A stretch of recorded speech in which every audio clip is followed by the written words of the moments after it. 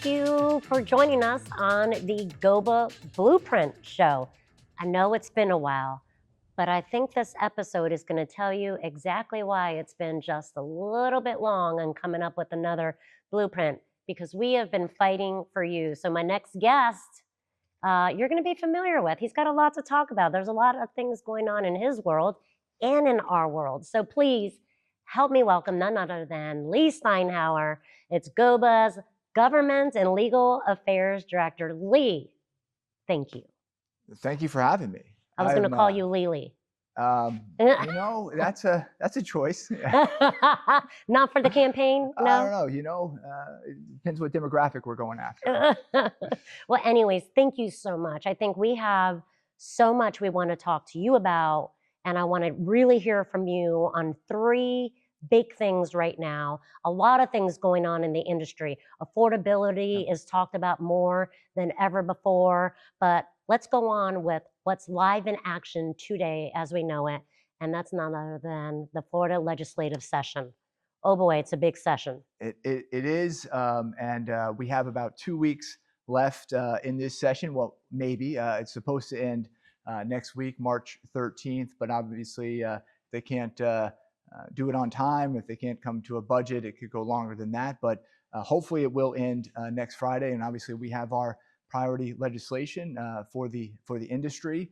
We're hoping to get a few of our priority bills over the finish line and then ultimately signed into law by the governor. So exciting times, and we're very optimistic. We're going to do some good things for the industry this session. So let's talk about it, because while we don't have enough time to talk about all of them, but there's two direct ones that I wanted to talk with you about today. One of them was impacted, and we had a very strategic executive meeting, if you will, Yes. on this exact issue, which is the septic tank reform from Department of Health to the Department of Environmental Protection. So what's going on with septics, and what can we expect from this bill? Yeah, so a little bit of background.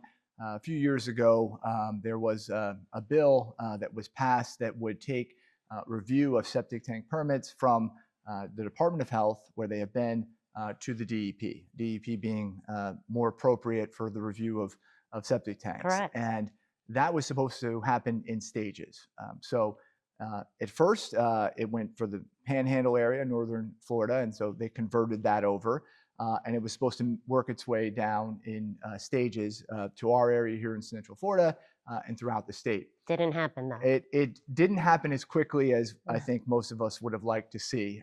It's been slow going, and even though it has converted in northern Florida, here in Central Florida, we still have the Department of Health is reviewing septic tank permits at the local level.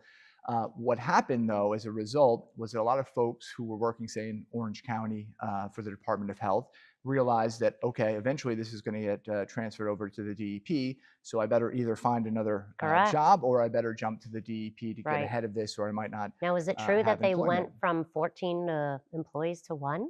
One or two, yes. Yeah. So they had 14 folks in Orange County, for example, who were reviewing septic tank permits, and they went down to one or two who were actually doing it, which, as you can imagine, and Orange County has a lot of building development and septic tank permits that are coming through it.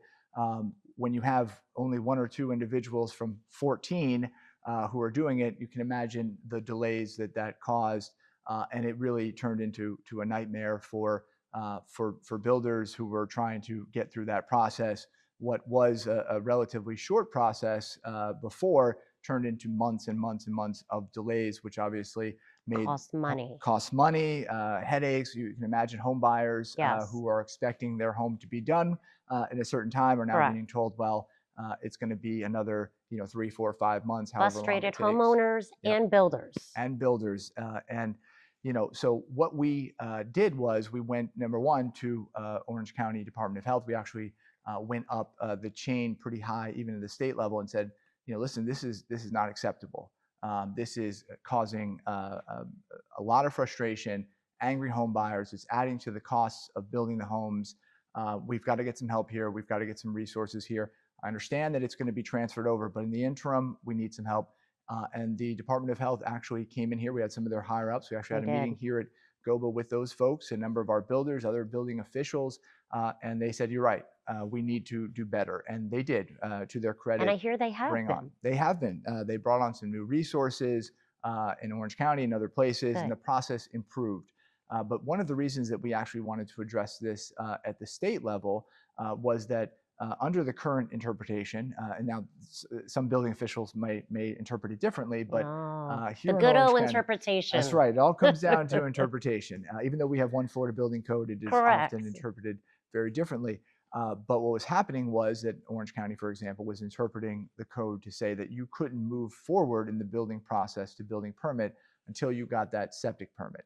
So you were essentially stuck at septic permit for however long it was taking. Obviously, in Orange County, due to the situation, it was taking much longer before you could even move forward to getting your building permit and get your home where it needs to be for the home buyer. So we introduced a bill that we're supporting in the Florida legislature that would allow builders, if a situation like this arises, as it has, they would still be able to move forward in the process to building permit. Now, they wouldn't be able to actually get the building permit or start building the home until the septic tank permit is released, but at least they could move towards Correct. that point rather than just being stuck waiting for however long for the septic tank permit, which I think was a great solution, and the legislature seems to agree with that.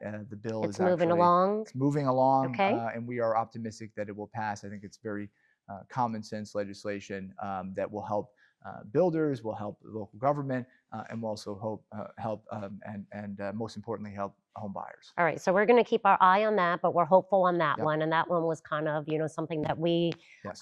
were impacted here and had several meetings on. So we're very up to key on that. This next one I want to talk to you is something that we hear about on a constant level with our industry and a state of confusion on why it doesn't exist already. And this is building permit reform. Yep. So we want standardization.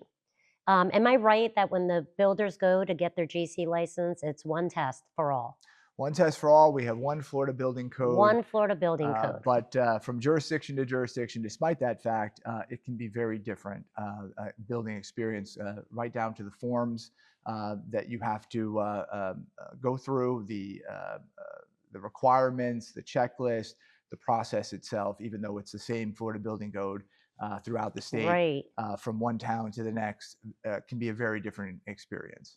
And so, and this is what I don't think the public understands, the challenges that's presented to an industry that's really doing a service for the homeowners, for the consumer, right? So how do we get to standard forms? So that way, if you're building in one jurisdiction, when you go to a next jurisdiction to build, that it's the same process, same forms. You've done it before, you know it well, and then we can get maybe more predictability out of it. A quicker process, right? We're not implementing anything changes, right? It's all still by the building You still have code. to follow the Florida building code. All the inspections are the same, but Correct. this is really just following suit. And I think this will actually make everything a lot easier for us to build with. So where does this bill stand right now? Yeah, so there is a bill in the legislature right now that would provide for a standardized building permit process. It provides for the Florida Building Commission, which oversees the Florida Building Code here in Florida, to be would generate uniform application checklist forms, essentially, for the building process that each jurisdiction would adopt, instead of having what we currently have, which is a wildly different process from jurisdiction to jurisdiction. This would provide some level of uniformity, standardization in the building process, so that it's similar throughout the state, which would be something. It's actually something that we've been as an industry asking for and advocating for years. Correct. And why we're doing that is because we want to make the process of building as seamless and as streamlined as possible. Because we want to build homes as quickly and as efficiently as possible. And if we're able to do that, that means that we can build them much more affordably, which I think at the end of the day, that's the goal, right? The goal is to build homes that people can afford, that people can attain, and streamlining the process, making it quicker, making it more efficient will move in that direction. And that's the end goal. And I think this is a good piece of legislation. Again, that's something that we've been advocating for a long time, and it does appear like the legislature is in agreement, and hopefully that does get across the finish line here at the end of session. So that would be a victory, if you Yeah. will, sensible, right? So it makes sense. The building industry can follow one form and it'll be standardized, and then they can build, because of what we know is exactly that time is money. Yep. So anything that we can do to shorten the time, again, not the building process or No. the way things done. You still have to adhere This to is the just building code. It administrative, doesn't change right? the how you have to build a house, the safety of the house. It doesn't change anything. It's just standardizing the forms, Right. the application process to get a building permit, and the checklist that you have to have to move forward in the building process. It just standardizes that process. The safety, the regulations, the building code does not change. Great. And so you said 2 weeks left in session. Yeah, I do believe that the governor has already called for a special That's session. correct. So we'll see where that is. Any Yep. other final comments on legislative session before we start going into Yep. the real nitty gritty of our local issues? My last word on session is we hope we get our priorities across the finish line. Hopefully they get out on time. Obviously, as you said, there might be some special sessions around property taxes and redistricting, but we are very hopeful that we're going to have some good bills that are going to pass this session that are going to not only help the industry, but as I said, most importantly, help the consumer, the home buyers, and hopefully make homes more affordable for folks so they can live the American dream. And that's exactly right. So while we're looking to the many issues, we'll communicate with our membership on the outcome of session. And if there's some help along the way that's needed by our state association, we're going to by all means join in on those efforts. But you just mentioned it, affordability. Not only are the laws in Tallahassee affect affordability here in Central Florida, but then we also have local ordinances, and we Yes. have the local commission, the local governments that are right here at ground zero that also have things that affect the home building process. And I know that's kind of, we step in our home turf and our territory and say, hey, what can we do here locally on the affordability, right? Attainable housing. Yeah. It's all meeting all of those, or responding to those nasty headlines that we see every day. So when you look at local government issues, there is one item that really pops up in my head that I think is exactly the word that everybody else is thinking: impact fees. Yes. Oh boy, I see impact that in my fees. dreams. Yeah, so many impact fees out there. If you're not aware, there's school impact fees, roads or mobility transportation, Parks and impact fees, recreation. parks and Yep. recs. And So who pays the impact fees and why? Can we clear the Yep. air finally Yep. on this? So when the government says we need to raise impact fees, yes, you are harming a business, but you are more than anything harming the consumer that already can't afford a home. Talk to me about impact fees. Yeah. So a lot of people think that impact fees are paid by the developer, by the builder, and in a sense, they are, and that the check is written by the builder to developer. Because they have to be paid They have to pay at building at permit. building Right? permit. This is impact fees are upfront before the house is built, Mhm. and they're intended to pay for the upfront infrastructure, the impact, if you will, that's being generated by that new home, whether it relates to new students into the schools, new cars onto the road, demand for parks and rec, etc. But the truth is that just like any other fee or cost that is associated with building a new home, ultimately that is baked into the price of the new home. Correct. So the end user, the home buyer, will be the one who ultimately pays those fees in terms of the cost of the house. So that's just the truth of the matter. And impact fees certainly do impact, no pun intended, the price of a new home, and significantly. In fact, there are jurisdictions in our area here in Central Florida where the impact fees, when you look at them in aggregate, all the different fees, you're talking about $40,000 in impact fees alone. That's before we're talking about even the permit fees or the costs associated with going through the building process, or the land, or the materials, or the labor, or any of those things are even factored in. So when people are saying, why isn't housing more affordable? Why Right. can't I see a $300,000 home or $350,000 home? Why is the average price of a new home 400, 450, and above? It's because it is very difficult to build something that is in that more affordable range when you factor in all of those costs, including that 30, 40 plus thousand in some cases in impact fees. And even at 30,000, if you're looking at a $350,000 home, we have impact fees that have gone up. The home is now 380. Yep. We know very well that for each $1,000 increase, you are pricing tens of thousands, About if not 10,000. hundreds of thousands, people out of home ownership. I believe the statistics that I've seen, and this could have changed, but this was a couple years ago. Every $1,000 increase in new home prices out 10,000 Floridians. More Floridians, and that's a big number, right? And when you start adding in these impact fees, right? And some local jurisdictions will say, well, it's only a couple thousand more in the transportation fee or whatever the fee might be. But we look at it from my perspective, I'm sure from your perspective, from the industry's perspective, yeah, but you just priced out 20,000 Floridians by increasing it 2,000, and that's a big deal. And you may only see it as 2,000. We see it as 20,000 Floridians who can't afford a home.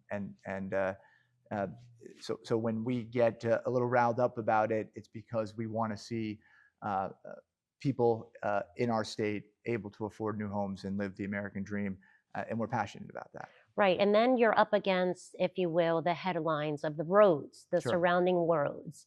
And builders pay the fee, the formula. Yeah. That's bound by legal, right? So that's bound. So they pay this impact fee, and then we turn it over to the governments, and then sometimes roads are delayed. Sometimes the full infrastructure has not come to complete fruition around that community. Then there's traffic in the community, then becomes the greedy builders, if you will, right? But, so who has the accountability here on the impact fees and where they are properly used on the parks and recs, on the schools, on the roads, and are roads being built as they should around these communities as to what the builders are paying? I think you hit the nail on the head in terms of a lot of the frustrations that I think we have when we hear folks whether in the local government or in the community saying, well, development is causing the infrastructure issues. Right.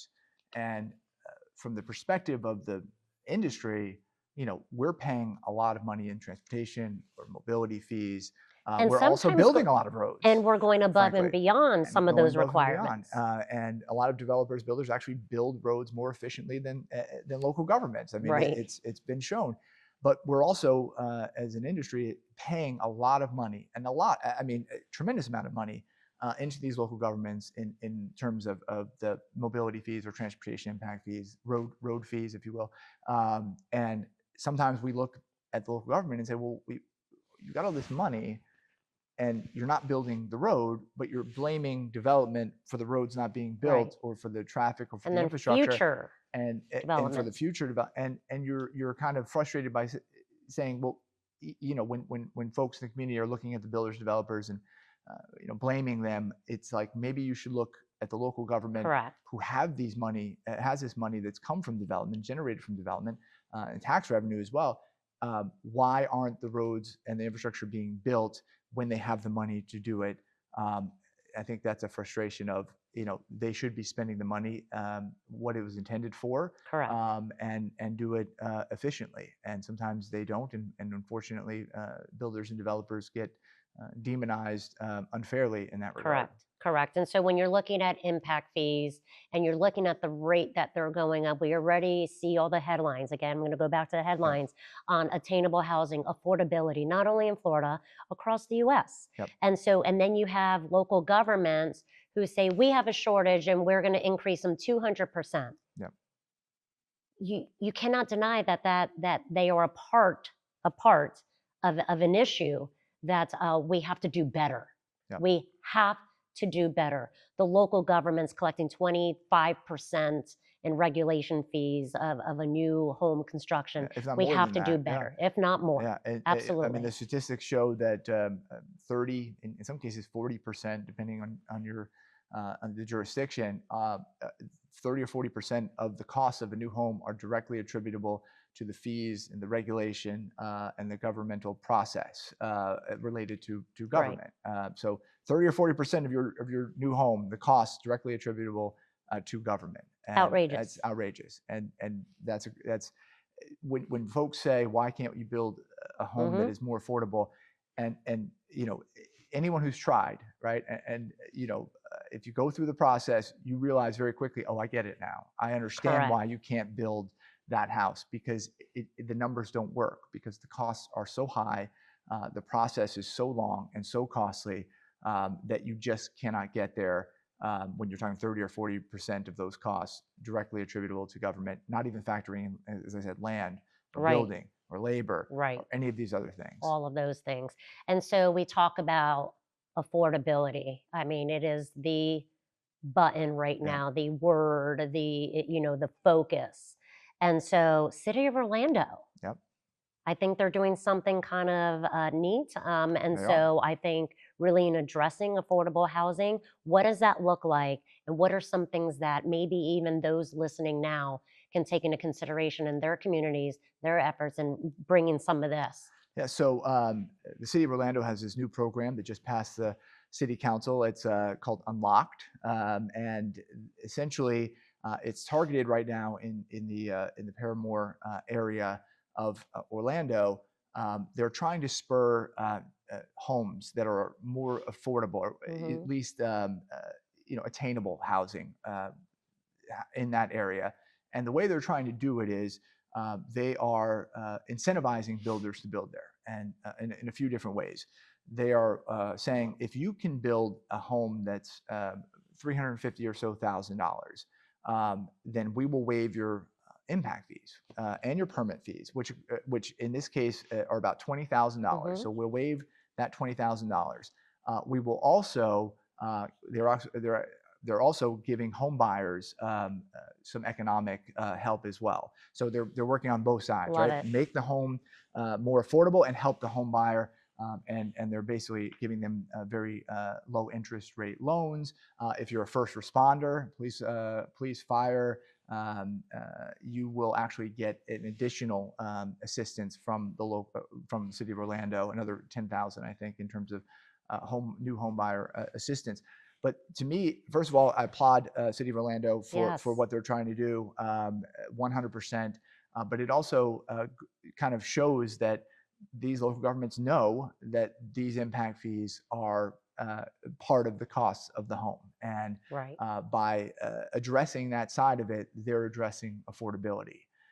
And it works. And it works. And it works. And it works. So we'll give more information on that and the outcome of that community, and see if there's some other areas around the Central Florida community that want some. And I hope some of our builders out there take a look at the program, because I think showing that these things work and being a partner to the City of Orlando and other jurisdictions who are really trying to make an effort to make housing more affordable, get folks who need homes into homes. I think we should support that as much as we can. Absolutely, absolutely. So without delaying any longer, the real meat of what I want to talk to you today is your own candidacy.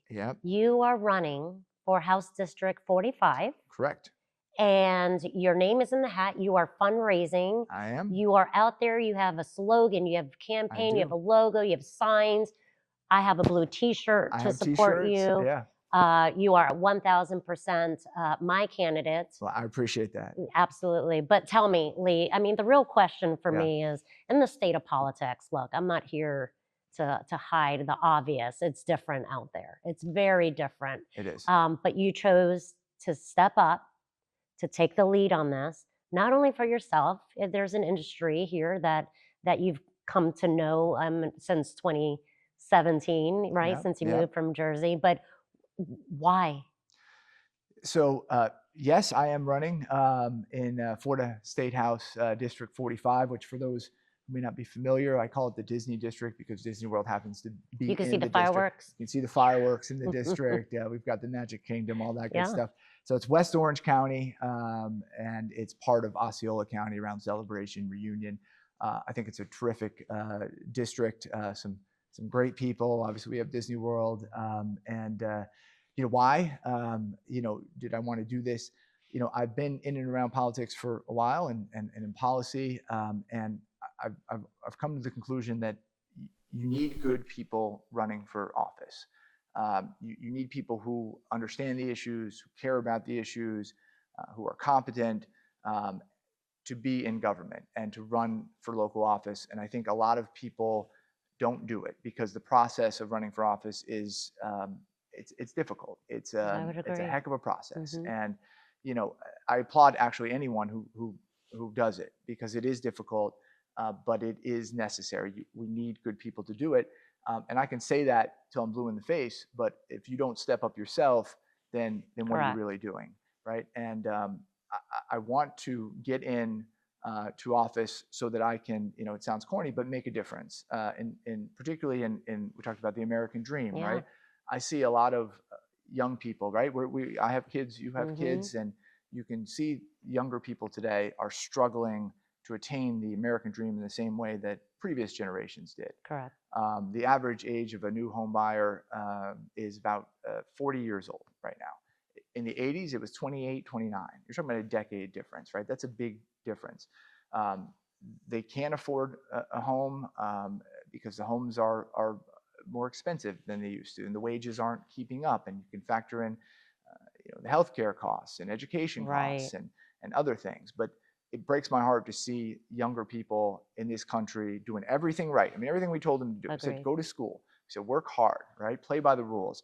And yet they're still faced with a situation where they can't afford a home and they can't afford to raise a family. And that's wrong. That's wrong. To me, that is completely wrong. And so that's something I want to address. I want to restore the American dream for these kids, right? For my kids, for your kids, for the next generation coming up. I think that's our responsibility as a nation. And I think home ownership is so important because it really, we call it the American dream. And I really think that is true, right? Because when you own your own home, right, you have a sense of pride, a sense of confidence. Ownership. It's confidence. It's security. It's where you're raising your family, and you're invested in your community. You're invested in your state, in your nation, in a really tangible, permanent way. It makes us a better society. It makes us raise better, stronger families, right? Have more stability. And it also helps us, obviously it's an asset, it helps us to build wealth and to build equity and to prosper. And so for me, restoring that American dream is something I'm very passionate about. And it's interesting, I'm a big fan of JFK, of President Kennedy. And he wrote this book famously, it's called Profiles in Courage. And there's a quote that, I hope I don't butcher it, but that politics is a jungle torn by doing the right thing and doing what you need to stay in office. And essentially what he was saying is there's doing the right thing, and then there are folks who are in office who their end all be all is just to try and stay in office as long as they can, even if that means not doing the right thing. And for me, I'm not trying to be a lifelong politician. I want to get in there, do the right thing, and help folks, and help my community, help my state, help my nation, and that's where I'm geared. Well, you are right. You are one of the good.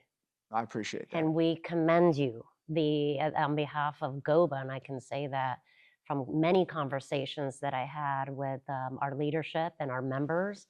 We commend you for taking that step forward, and we are with you 100% of the way to get you across to that finish line, that victory finish line. So what is it going to take?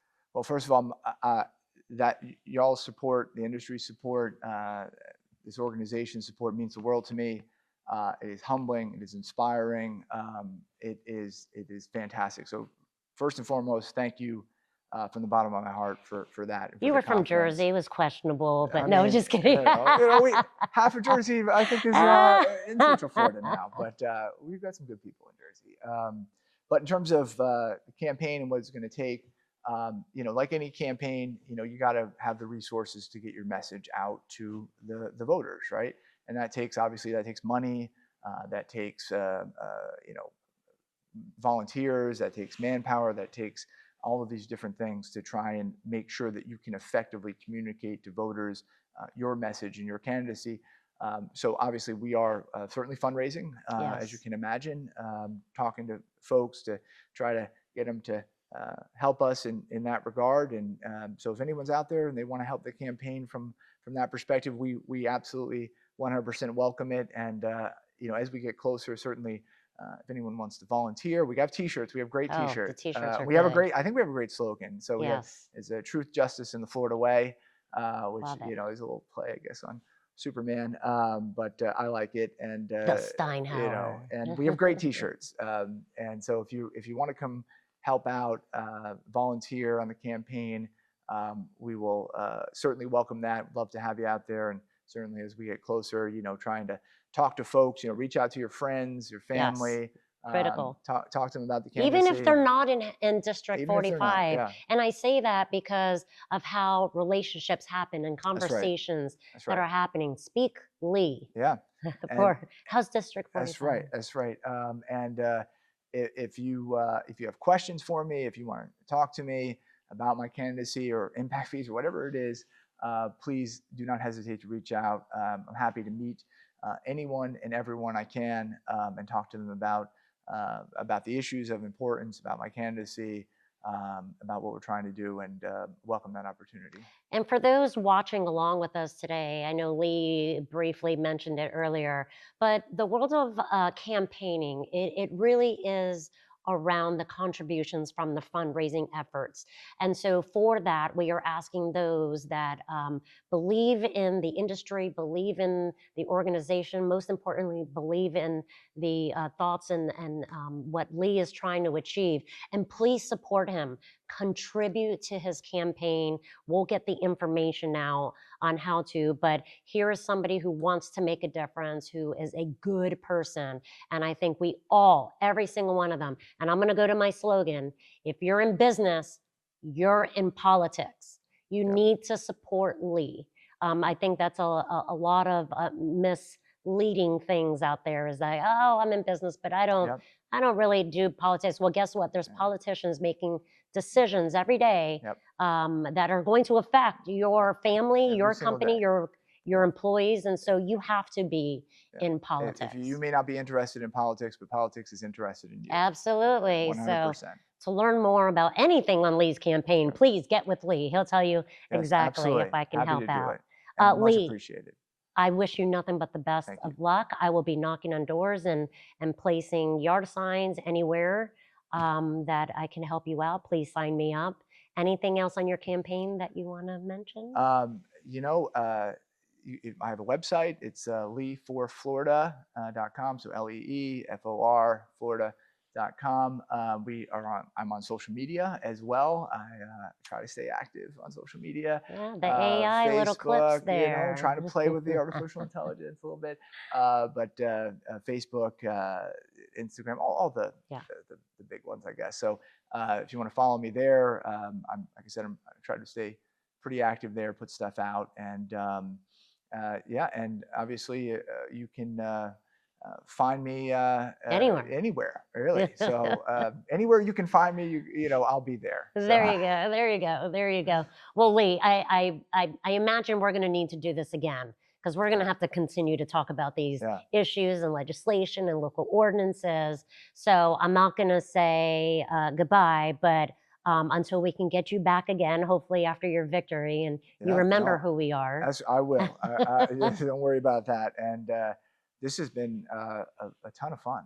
Yay! So I appreciate you having me. See, I didn't even let out all the secrets, That's right. all the behind the door comments that we have with each other. But with that, please, thank you again, Lee, for joining us, and for you for tuning in and watching this incredible episode brought to you on behalf of the home building industry and the Greater Atlanta Builders Association. So with that, keep calm, keep building, and continue to build that American dream. What you're doing is really important. Thank you so much.